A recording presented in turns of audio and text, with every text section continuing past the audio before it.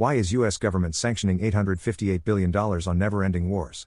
But couldn't afford the cost of 7 paid sick days for rail workers, universal pre-K and other important health care?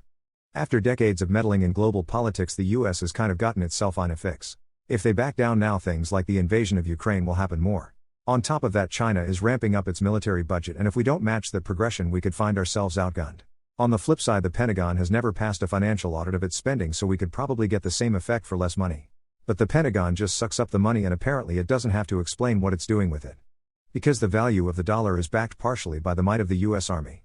Without the dollar reigning supreme, the US can't print as much money as they would like to. Bailouts? Pandemic crisis? They can print a few trillion and end up with manageable inflation. Now, if any other nation on earth tried to do the same, they would turn their currency into a shitcoin. Excluding nukes that can't be used unless the US wants to start World War III. The weaponization of the dollar is the ultimate weapon and trump card for really just dealing with anything thrown at them. We can afford those things, and the rail thing doesn't even come out of the government's budget. However, voters don't agree that we should be spending money on them. It's not a matter of affording it. Just a significant chunk of the country doesn't believe it's something the government should be doing, and doesn't want to pay higher taxes to fund it. There is pretty high agreement on military spending, especially post 9/11. While it's not popular on places like Reddit, it's difficult to vote against it. Voters have bought into the "if you vote against the military, you're against veterans / the US, etc." They want to just listen and read about happy things? When I watch television, sometimes I pick stupid shows just because they're lighter and happier. Every show has been trying to be so dark, without backing it up with a good reason, for the last decade. I spend hours on ChatGPT getting it to tell me happy stories about Peppy the Poodle. You are absolutely not alone. I have recently found myself at max capacity for violence and negativity, so I have been purposely trying to fill my time with more positive viewing. I don't care if it's real or staged, as long as it's about life and happiness and positivity and uplifting others, etc. I'm just exhausted with all of the negatives. I don't like gore. I don't like cursing too much. So these days it's become increasingly difficult to find things to watch. It's like everyone decided that all adults love gore, cursing, and sex so excessively. If a show doesn't meet all the criteria, it must not exist. I've been getting into more anime watching with my kids, since it's our culture as well as enjoyable as a family. We love Spy X Family and One Piece at the moment. Realistically, if I ate nothing for 3 days, would anything bad happen? You might pass out. Happened to a friend of mine.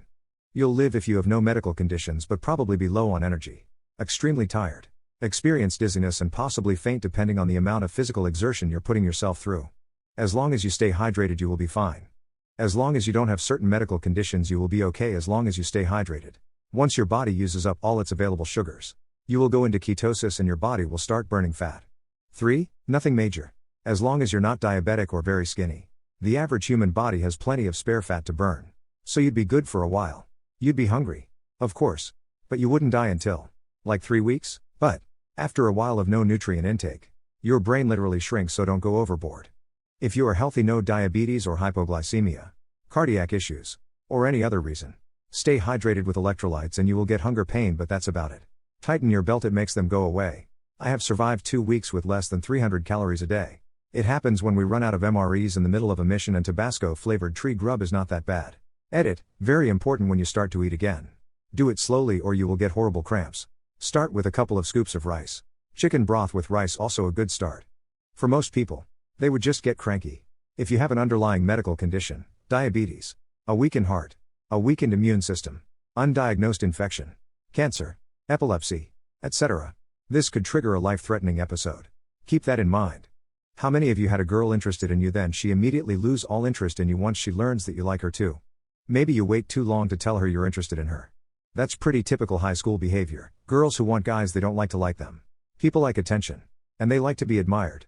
It's double the ego boost to think that not only does someone have a crush on you, but you're also too good for them.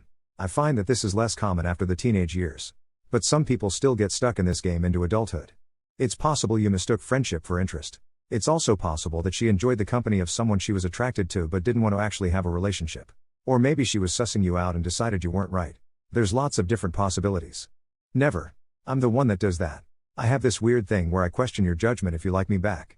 Like, what is wrong with you? Do you not see all the flaws I do? It's annoying because I've had and continue to have a fair amount of women interested in me. It's possible those women might have a similar thought process. Once. Let's be perfectly clear, after I found out, I was fortunate enough to also learn a significant host of other shit she did that made letting go much easier. My friends looking out for me with the hard truth that day. Though I still won in the end because I distinctly remember us dancing and her clinging to my arm. Good times high school brought. I'm a woman and a man did this to me in the past. We were friends. He would tell me he loved me when he was drunk. He told me I was perfect. We kissed when we were both drunk. We even shared a bed a few times without having sex. We just cuddled. When I told him I liked him back, he backed off and told me he wasn't interested. Lol. Not saying this for pity. It was a few years ago and I'm over it now. I just want to point out that these things also happen to women.